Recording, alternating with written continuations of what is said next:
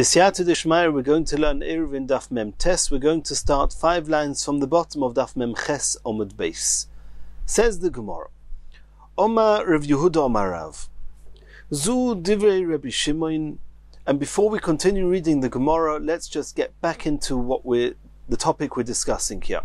We saw in the Mishnah was actually discussing if you have 3 people who are stranded outside the Tchum, they each only have 4 amos, and they're overlapping each other. There are 3 people next to each other. The right-hand person, the 4 amos of the right-hand person is overlapping the middle person half, and the middle person is overlapping the right and the left-hand person, and the left-hand person is halfway overlapping the middle person. As we've seen, that was the discussion in the Mishnah. Reb Shimon in the Mishnah says it's comparable to 3 chatzeros. If you have 3 courtyards, one next to the other, they each have their own independent exits and entrances to the Reshus Harabim, which means that intrinsically speaking, none of the people of any other chotzer have to go through any other chotzer, but they do want to carry from one chotzer to the next. And the halacha is that one is not allowed to carry from one chotzer to another chotzer unless you make an eruv between the 2 chatzeros. And besides for making an eruv, there's got to be a significant doorway in between the 2. And here you've got 3 chatzeros, and the right-hand chotzer made an eruv with the middle chotzer, and the left-hand chotzer made an eruv with the middle chotzer, but the right-hand chotzer and the left-hand chotzer did not make an eruv with each other. And so Reb Shimon in the Mishnah said that in that case is similar to the case we were talking about, the 3 people outside the Tchum. And the halacha is that either of the outside chatzeros, that means any homes belonging to one of the outside chatzeros, can carry into the middle chotzer. And the middle chotzer, we're assuming at this point that the people in the middle chotzer can carry into either of the outside chatzeros, but the right-hand chotzer and the left-hand chotzer, they cannot carry to each other, which means things that were in the right-hand chotzer or in the homes belonging to the right-hand chotzer may not be taken to the left-hand chotzer on Shabbos, and vice versa, but they can both be taken into the middle chotzer and from the middle chotzer to the outside chotzer. That's what we saw in the Mishnah from Reb Shimon. Says our Gemara now that it was said in the name of Rav. We're going to see it's going to be Machlokas Rav and Shmuel. But Rav assumed Zu Divrei Reb Shimon. Reb Shimon holds, as we saw, that the middle chotzer can carry to either of the outside chatzeros, and either of the outside chatzeros can carry into the middle chotzer. Aval Chachomim Oimrim, the Chachomim who argue with Reb Shimon, they maintain Reshus Achas Meshameshes L'Shtei Reshuyos, it's possible to have a single reshus that 2 other reshuyos are using, and in our context, the middle chotzer can be used also by the right-hand chotzer and by the left-hand chotzer. However, you cannot have 2 reshuyos serving 1 chotzer, which means that we cannot have the right-hand chotzer and the left-hand chotzer both serving the middle chotzer, which means that the 2 outside chatzeros can carry the things from their chotzer into the middle chotzer, but the middle chotzer is not allowed to carry not to the right-hand chotzer and not to the left-hand chotzer, even though the middle chotzer has an eruv with the right-hand chotzer and an eruv with the left-hand chotzer.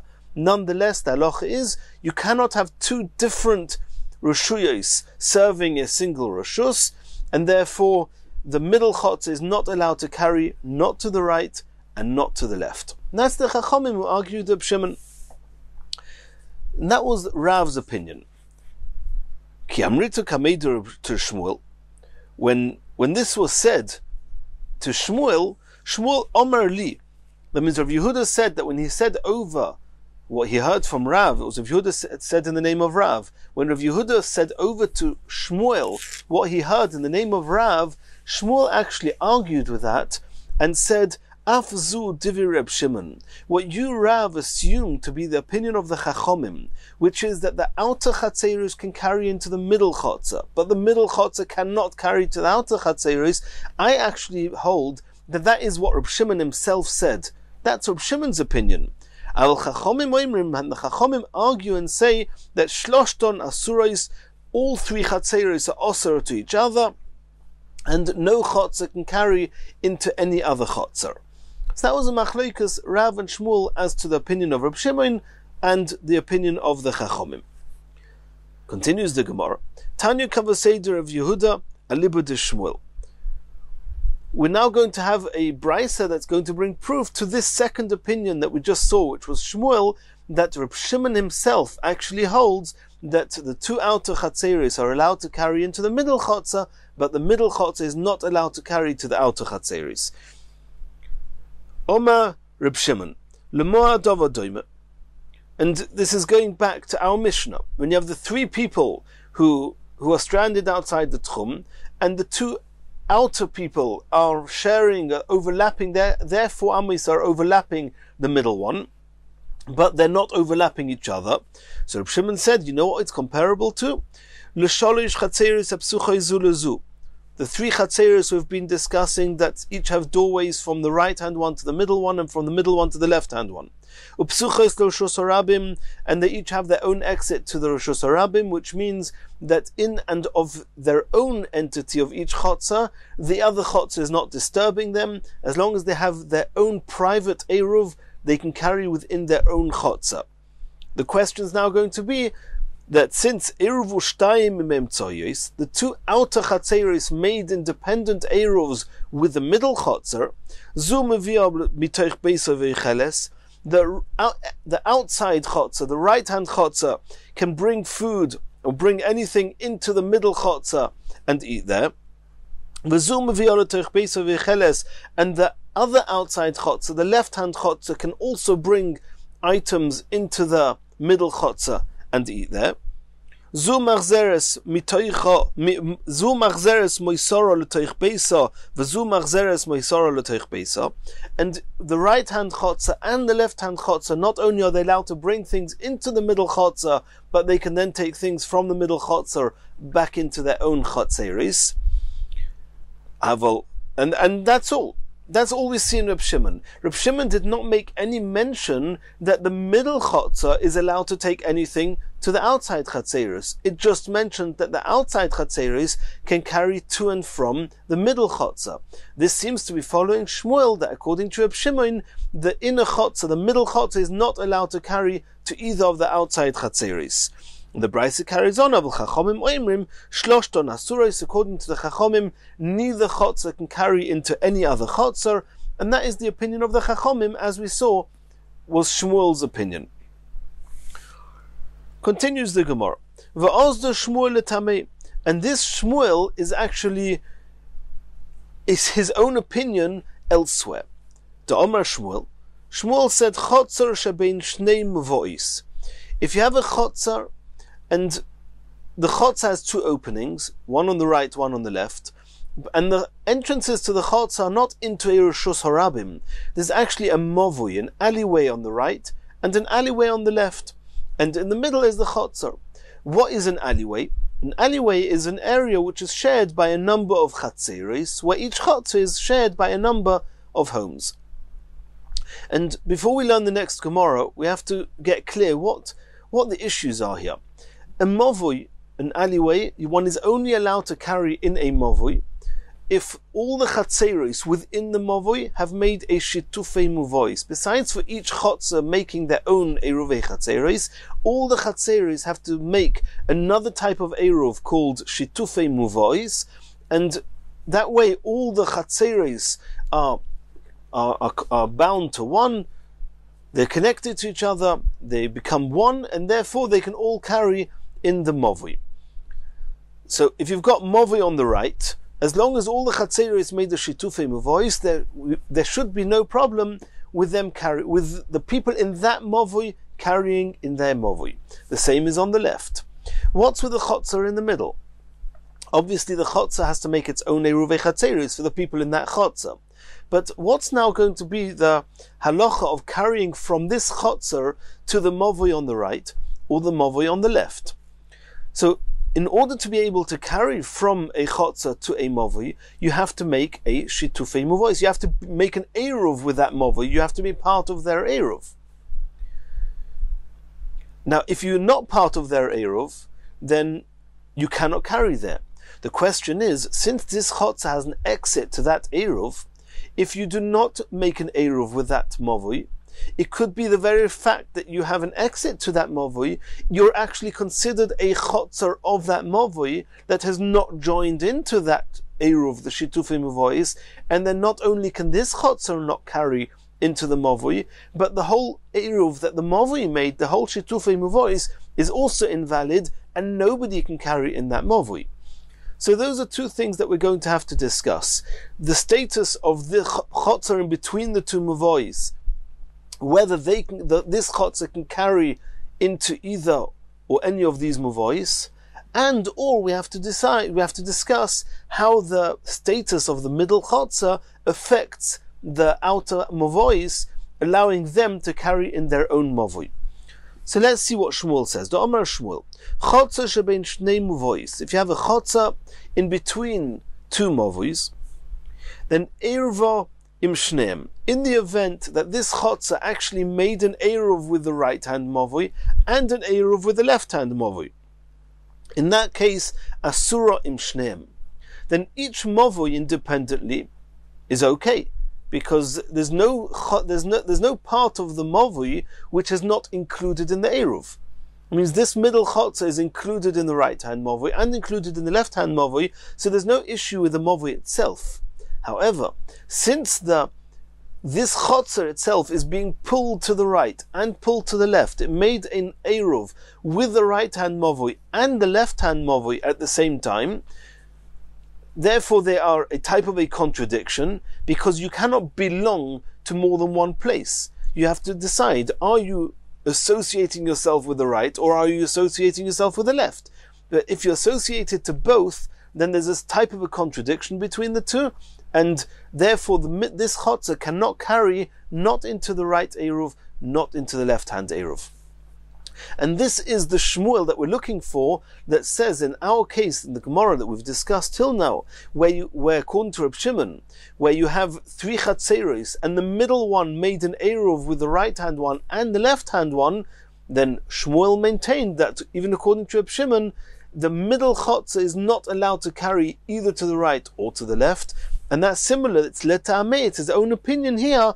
If you have a chotzer that made an eruv with the right hand mavoi and the left hand mavoi, this chotzer cannot carry into either mavois.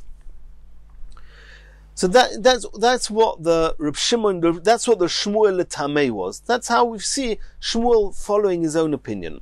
But the Brisa continues with some more halachas. Loi irvoim shneim.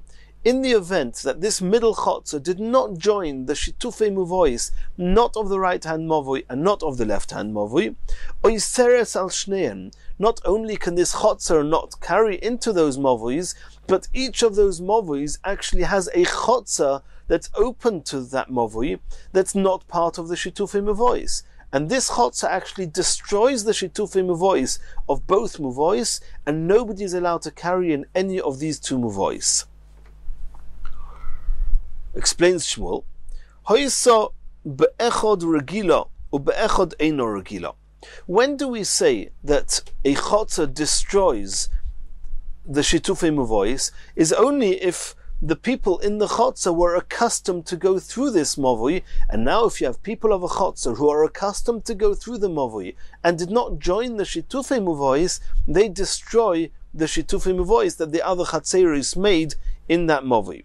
So if any one of these two mavois is one where this middle chotzer was accustomed to go through, and the middle chotzer was not accustomed to go through the other mavoi, in that case, zu she'regila boy osur, that mavoi that the middle chotzer was accustomed to go through, their mavoi, their eruv, the shitufei mavois is invalid, and they cannot carry in that mavoi.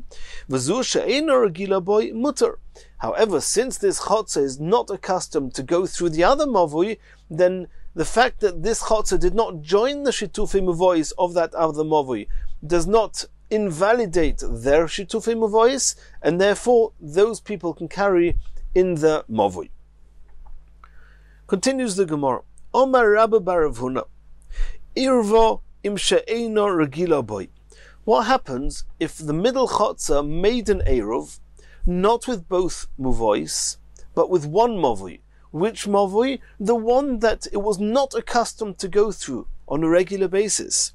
In that case, hutar regila la'atzmoi. Since now this chotzer has, even though it regularly went through the right-hand mavoi and was not accustomed to go through the left-hand mavoi, the very fact that it made an eruv with the left-hand mavoi and not with the right-hand mavoi, it disassociated itself with the right-hand mavoi in spite of the fact that it was accustomed to go through there, and it's now solely associated to the left-hand mavoi, the one it made an eruv with, and therefore it no longer invalidates the right-hand mavoi, even though normally the chotzer was accustomed to go through the right-hand mavoi. That's no longer relevant because they made the chotzer with an eruv with the left-hand mavoi, and therefore the people in the right-hand mavoi can now carry in that mavoi, even though the people in the chotzer in between did not join their eruv. Continues the Gemara. Va'omar Rabba bar Rav Huna Amar Shmuel, im erva regila la'atzmoi, v'zeh she'eino regila boy loy erav, v'hi atzma loy erva. What was the case? The same scenario. We have a mavoi on either side. Till now we were discussing that there was an eruv within each mavoi with their own chatzeres. And the question is just whether this one chotzer that was in between the two mavois, where it belonged. So, but now we're discussing a case where the right-hand mavoi, which is the one that the middle chotzer was accustomed to go through, that's called the regila. That mavoi made their own eruv, not including the chotzer in between. The left-hand mavoi, the one that the middle chotzer was not accustomed to go through, they did not make their own shitufei mevois at all, which means nobody can carry in that eruv. In that case, and this chotzer in the middle didn't make any eruv, didn't join in, not with the right, not with the left. Now we saw before that if this chotzer did not join in with any of them, then we said that if there's one chotzer that is regila, and one mavoi that's regila, one mavoi that's not regila, if this chotzer in between was accustomed to go through the right-hand mavoi and not accustomed to go through the left-hand mavoi, then we say that this middle chotzer does not destroy the eruv of the left-hand mavoi because it's not accustomed to go through there. Over here, we're saying that since the left-hand mavoi, the one it's not accustomed to, they didn't even make their own eruv, which means they all cannot carry in that mavoi. And the right-hand mavoi, the one which the middle chotzer is accustomed to go through, they did make their own eruv. And if we say that this chotzer, the one in the middle, is, since it's accustomed to go through the right-hand mavoi, and it did not join the mavoi, therefore it invalidates their eruv, as we saw before, then they would not be able to carry not in the right-hand mavoi, not in the left-hand mavoi. But for that, the Shmuel says as follows. He says, since this middle mavoi, this middle chotzer, in any case cannot carry, not to the right, not to the left. It cannot carry to the left because there was no shitufei mevois on the left. If it's going to go through the right-hand mavoi and be associated to the right-hand mavoi, then you cannot carry there either. He's regila there, it's regular to go there. He hasn't joined the eruv there. It's going to destroy the eruv for everybody. Therefore, we say that doichin oisoi eitzel she'eino regila boy. We force him to become associated to the left-hand mavoi just for this one Shabbos. You now belong only to the left-hand mavoi, the one that in any case did not make a shitufei mevois, and that way we're going to disassociate you from the mavoi that you're regularly accustomed to go through, and what we gain there is that at least the people in the right-hand mavoi can carry in the right-hand mavoi without the middle chotzer invalidating their mavoi. Because the people, the middle chotzer, have nothing to lose by disassociating themselves from the right-hand mavoi and associating themselves to the left-hand mavoi. And since they have nothing to lose, if they don't do that, then it's just midos of Sodom, where it's just bad character traits to remain associated to the right-hand Eruv, that all you're going to gain is that nobody can carry in the right-hand Mavui. And there's no good reason to do that. Therefore, we force them to disassociate from the right-hand Mavui, associate with the left-hand Mavui, and then the people in the right-hand Mavui can carry in that Eruv. And there's a discussion in the poskim what this means in practical, in the Mefarshim, what this means in practical terms.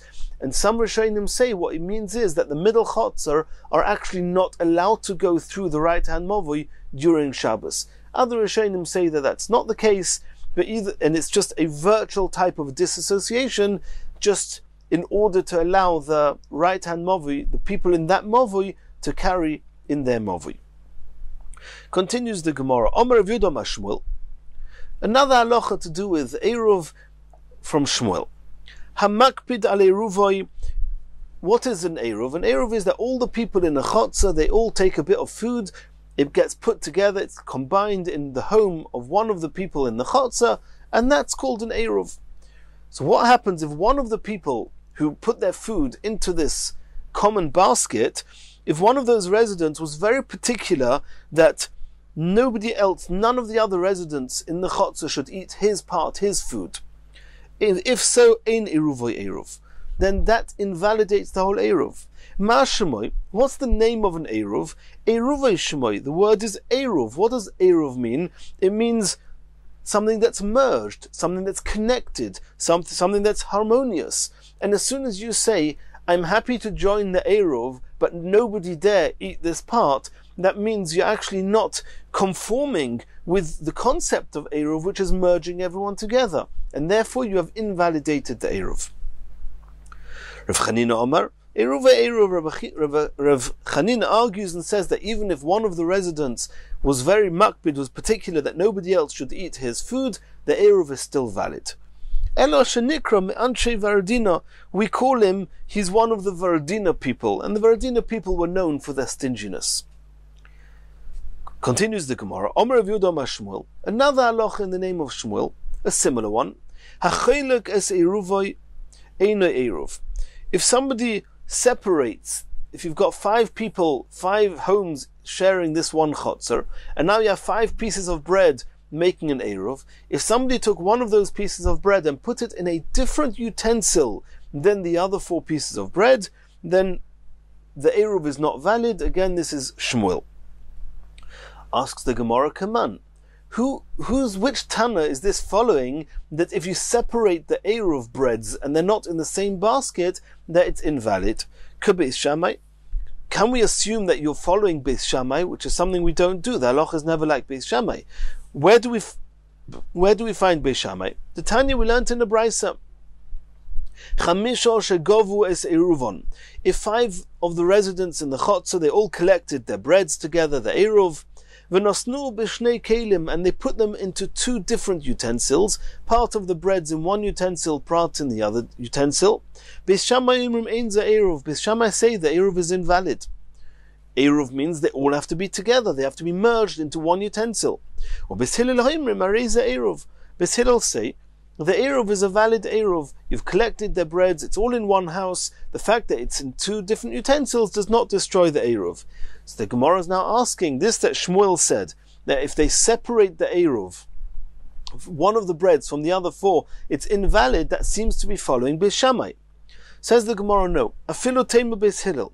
Shmuel could even be following Beis Hillel. Ad kan like Omer Beis Hillel Hassam. When did Beis Hillel say that the Eruv was valid even though the Eruv was put in 2 separate utensils? Is Elo de Malion Lemona Va'ayatir. It's talking about that they collected the breads in these utensils. The utensils got full, and now they took another utensil to put the leftover bread, the remaining breads. That is, according to Beis Hillel, that does not invalidate the Eruv because it's all in one house, and the overflow of one utensil was put into another. But over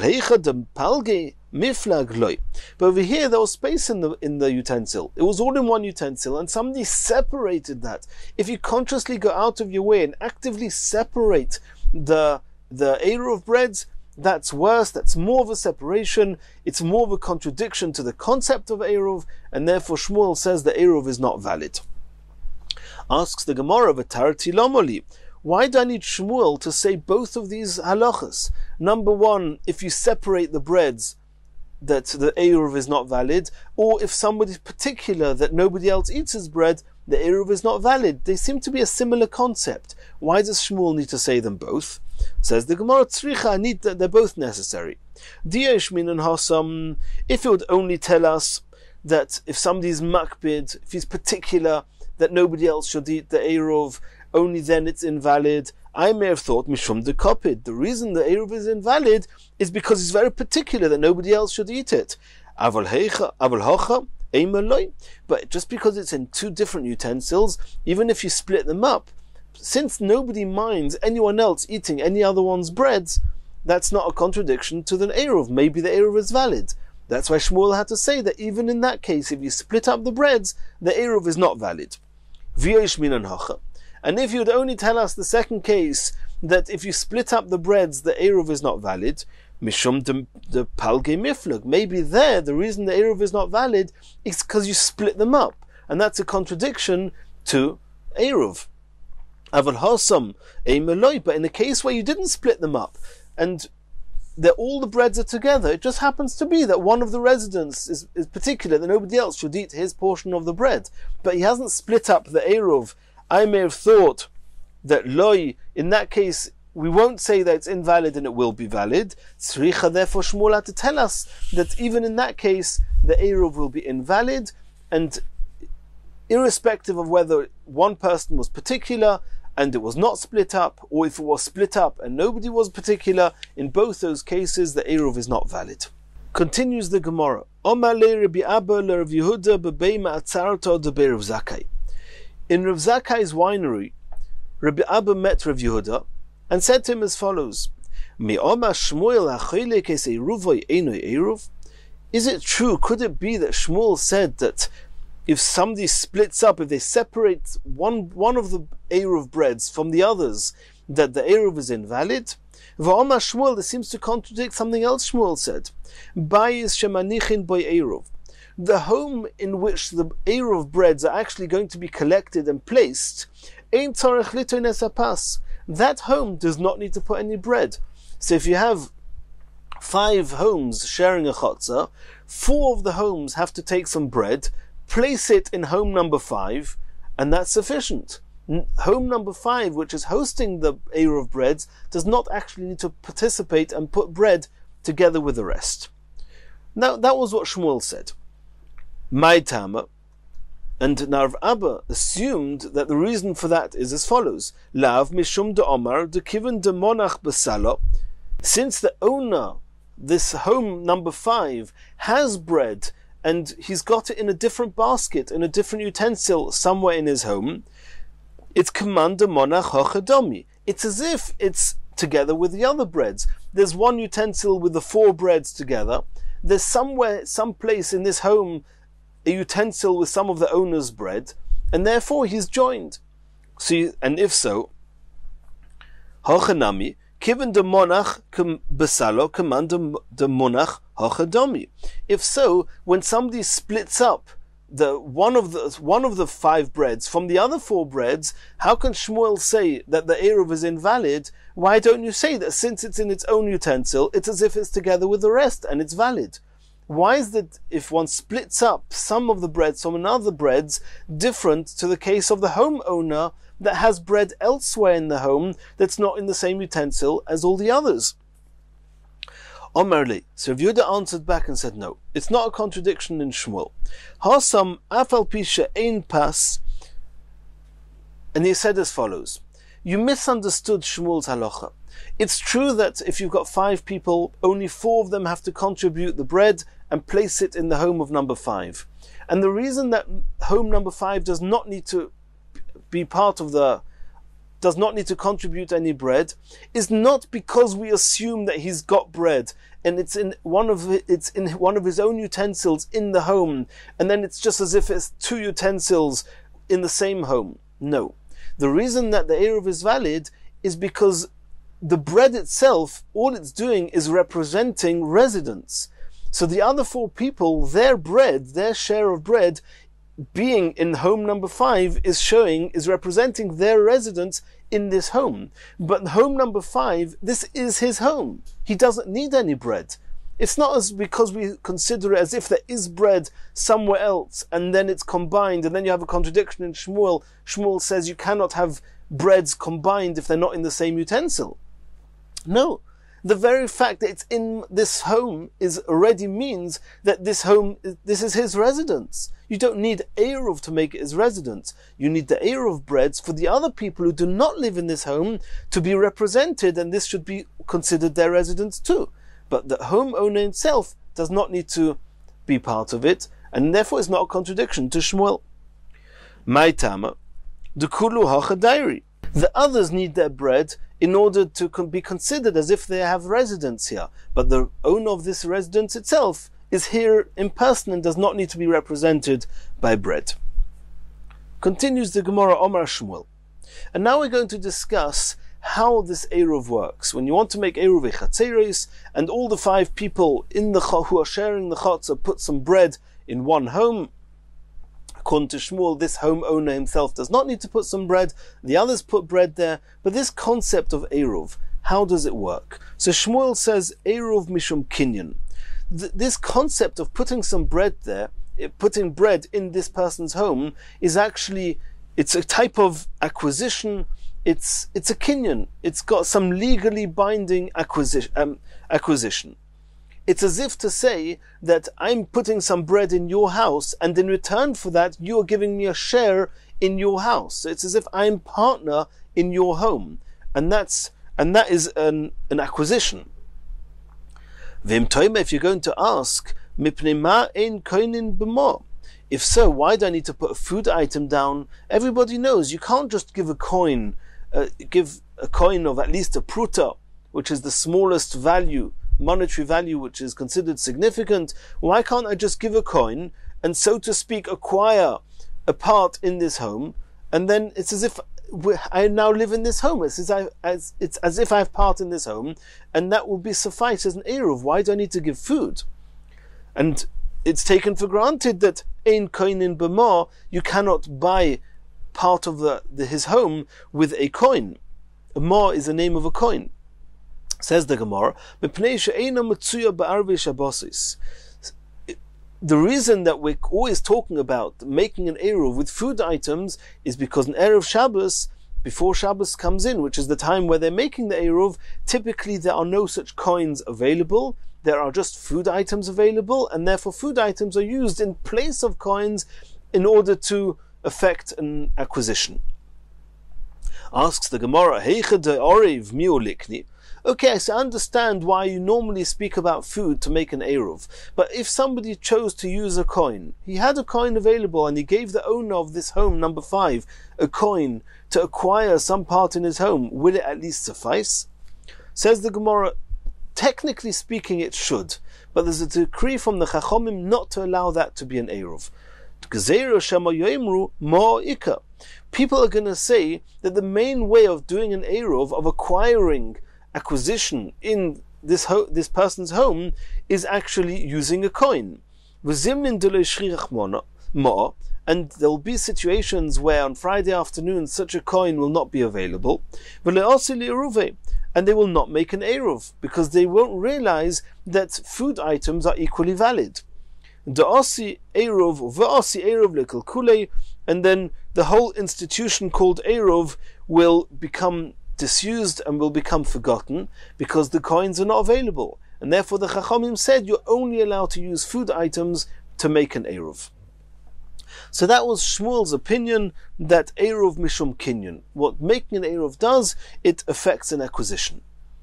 Rabba Omar, Rabba argues with the Shmuel and says Eruv mishum dira, that there's no legally binding transactions going on here. All it is simply that where a person's food is, that's representing him, that's where his mind is, and it's mishum dira.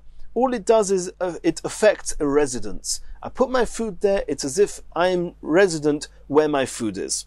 And that's all we need. As long as all the people are resident in one place, they all have food representing them there, then it's called as if they've bound into one, they've merged into one, and it's a valid Eruv. We do not need to have a legally binding kinyan acquisition going on.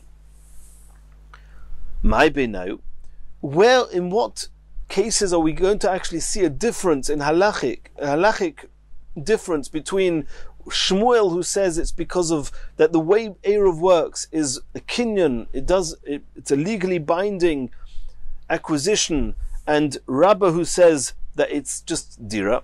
Says the Gemara, there are three cases where there's going to be a difference between them.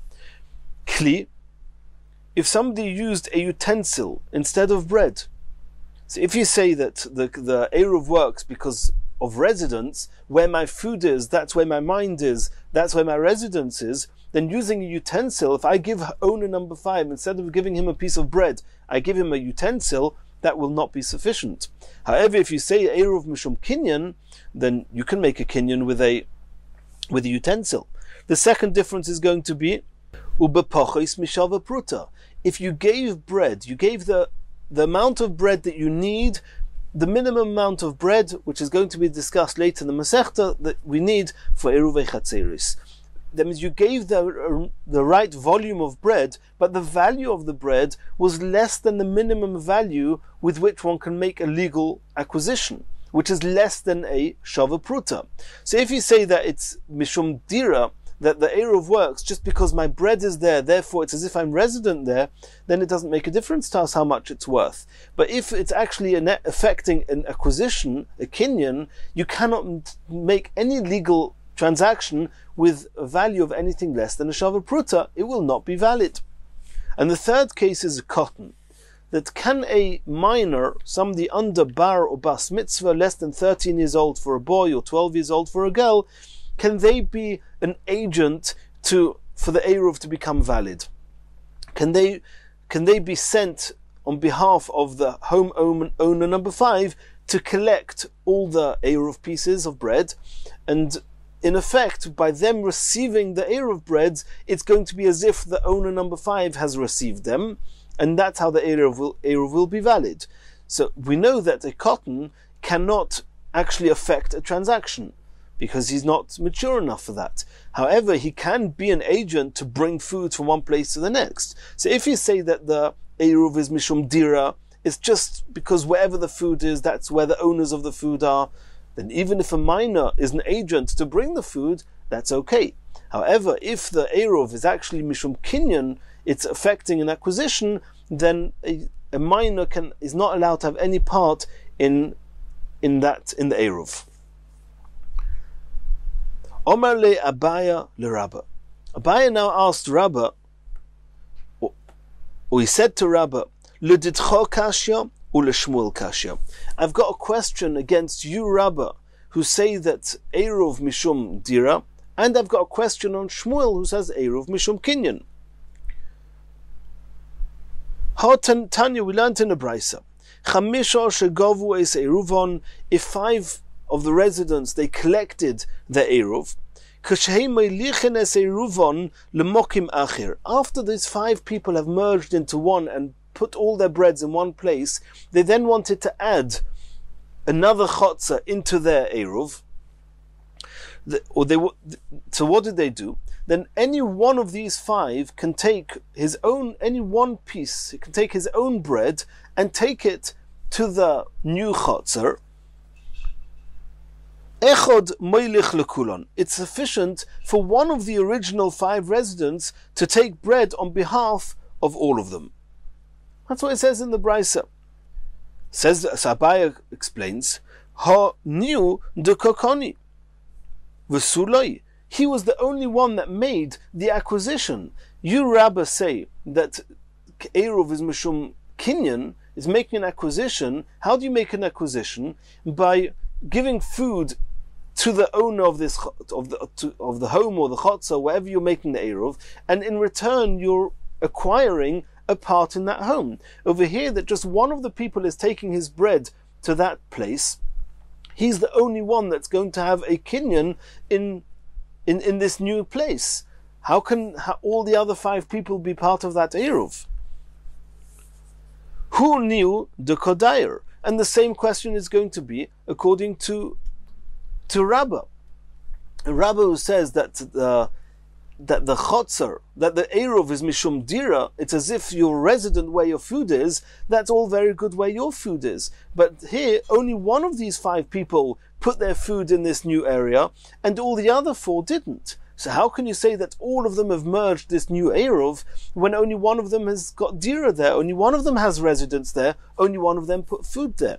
So the very fact that you saw in this brisa that one person can put his food on behalf of all the rest in the place that he wants to make an Eruv, that shows it cannot be mishum dira and it cannot be mishum kinyan, because you cannot do a kinyan for somebody else, you cannot do dira for somebody else. It's where your bread is, that's where your residence is. It's if you pay for it, if you give somebody something of value, you get something in return, you get a kinyan in return. But if just one person puts his own bread there, how can all the others be connected and merged there? Says the Gemara, Omar lei Rabbah answered to him, Loila didi kashya v'loila shmuel kashya. The question you're asking from this brisa is not a question, not against me, Rabbah, and not against Shmuel. Shlichus tekulu ka'ovid. This person is not just putting his own food, and because I'm part of that group, I'm putting my food, it works for all of them. No. He's actually considered an agent on behalf of all of them. Since they have all made an Eruv and they've all merged into one, they can now, as a single unit, make him an agent on their behalf to acquire a place or residence in this new place, and then all of them are part of the chotzer. And typically this would work if you have one chotzer with 5 people in, and then you have another chotzer with 5 people in, and they each have their own Eruv, and now chotzer A want to merge with chotzer B, so chotzer A, all 5 people, they send one of those 5 to join the Eruv of chotzer B, and that allows all 5 people in chotzer A to carry in chotzer B and vice versa, even though only one of them put the Eruv there. Since he's an agent on behalf of all the residents in chotzer A, then it's valid, and it's not a contradiction, not to Rabbah's understanding and not to Shmuel's understanding. Continues the Gemara. Omar Rabbah, Omar Rav Choma bar Guria, Omar Rav. Halacha Reb Shimon. The halacha is like Reb Shimon that we saw in the Mishnah, that the Gemara just says that halacha is like Reb Shimon and doesn't really tell us exactly. We've just been discussing at length at the beginning of the Gemara, what does Rav Shimon actually hold? It was Machlokes Rav Shmuel. Rashi says that the halacha is like Reb Shimon, and Rashi here adds that he muteres imohen vehein mutorin imo. This is following Rav's opinion. This is Rav saying the halacha. Rav's opinion at the beginning of the Gemara that we saw in Daf Mem Ches Amud Beis, that according to Reb Shimon, the middle chotzer can carry to either of the outer chatzeros, and the outer chatzeros can carry into the middle chotzer, and that is the halacha. Continues the next Mishnah. Mi shebo baderech v'chosh choloi. Somebody was traveling, it was before Shabbos, and it was getting dark, and it was too late, he was not going to make it home before Shabbos. But there was less than 4,000 amos between where he was now and his home. But you cannot travel 4,000 amos on Shabbos. He was outside the city, outside the town. The only thing you can do is, if you manage to somehow make an Eruv Tchumin, between where you are now and your home, being less than 2,000 amos till the Eruv, and then from the Eruv less than 2,000 amos to the home, then he can make it home on Shabbos. Says the Mishnah, makir ilon or yugoder, if he knew of a certain landmark, a tree or a fence, that was exactly in that position, less than 2,000 amos from where he was now at the onset of Shabbos, and less than 2,000 amos from his home. Va'omer, and he says, Shvisosi tachtov. He says, let my residence for Shabbos be underneath or beyond that fence, that tree. And he did not really define where under the tree, trees can be very wide, where under the fence, fences can be very long. He just said that I want my shvisa, I want to acquire residence, so to speak, in that place, having in mind that particular landmark, lo omar klum, he hasn't said anything. We'll see in the Gemara exactly what that means, he hasn't said anything. What does that imply? What it clearly means is that he has not acquired residence in that place. The question is if he can go till that place because it's less than 2,000 amos where he is now. That we'll see in the Gemara. But he clearly cannot go from that place to his home, because you cannot acquire residence in an undefined place. The fact that it's close to or adjacent to a certain landmark, but the 4 amos within which a person, so to speak, virtually speaking, has residence, has to be defined. And therefore, lo yomar klum. Shvisasoi be'ikroi.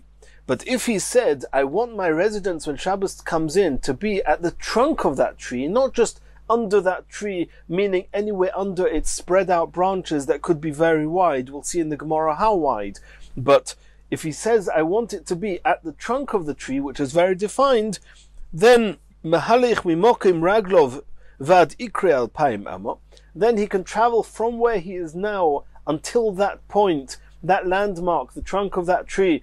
He can walk there on Shabbos, because since he's acquired residence at the bark of that tree, and where he is now is within 2,000 amos from that tree, you can walk to that point. And from the trunk of that tree to his home, which is just under 2,000 amos, you can walk there as well on Shabbos. That means he'll travel, after Shabbos comes in, he will be able to travel 4,000 amos from where he is now, which is perfectly fine. On any Shabbos, one's allowed to travel 2,000 amos in any direction around his place of residence. Since his place of residence was the bark of that tree, then he can walk 2,000 amos in any direction from where he is now, on one side of the tree 2,000 amos, to his home on the other side of the tree 2,000 amos. So says the Mishnah, Im einay makir, if he's not aware of any such landmark, or boki ba'alocha, or he's not aware that in the event that he is aware of such a landmark, he can actually verbally express that he wants his Eruv to be there, and then that will become his place of residence, so to speak, when Shabbos comes in. And that means he didn't do that, he didn't make the Eruv, then what? V'omar, and he says, Tosfos says he doesn't actually have to say it, shvisasi b'mekoimi, then by default, his place of residence is where he is here, and now when Shabbos comes in, which is 4,000 amos away from his home. Then, Zocholoi mekoime alpaim amalakol ruach, he can go 2,000 amos in any direction from where he is now at the onset of Shabbos. Continues the Gemara, the Mishnah, agulois. This going round, this is now a new halacha regarding tchumin that we've been discussing, 2,000 amos in any direction, north, south, east, west. How do we measure that? Do we make a round circle around his place of residence, or do we pretend it's a square? Do we square it off? So the Tanna Kama says, agulois, it's round. You can go 2,000 amos in any direction as if you are going round with a compass. Divri Reb Chanina ben Antignois. The Chachamim argue and say, merubois ketavlo merubas, that we measure the 2,000 amos square, like a square board, and the person being in the center, which means north, south, east, and west, so to speak, would be 2,000 amos. But when you're going to the northwest or northeast, or if you're going to one of the corners, then the added corner is Kadesh Niskar Lezovyos, he's going to gain the corners. There's an extra, the terms that the Chazal use, there's an extra 2/5 of a corner over the other sides of over the radius of a circle. If the radius is 2,000 amos, then the distance to the square of 4,000 amos square is an extra 2/5, which means that it's not 2,000 amos, but 2,800 in the terms of Chazal. In accuracy, it's a little bit more than that, but you can go 2,800 amos to the corner. Continues the Mishnah, and now we're going back to this poor traveler who was stuck 4,000 amos away from his home at the onset of Shabbos. Zui she'omru, this is the case where the Chachomim said, He'oni ma'oriv beraglov, a poor man, or such a person, even if he's not really poor, but he's got no food with him, and he's not able to make it home, he cannot make an eruv, then he's allowed to make an eruv with his feet. Ha'oni ma'oriv beragloi, this is the case we're talking about. You cannot make an eruv, you are where you are when Shabbos came in. And as we said just before we spoke about the circle and the square, the Mishnah said that if you're not aware of a landmark, or he doesn't make the eruv elsewhere by verbally expressing that he wants to make that place his residence, then he has 2,000 amos around where he's standing. Now, that's the halacha of oni ma'oriv beragloi. This person who's considered a poor man, he gets 2,000 amos around where his feet are when Shabbos comes in.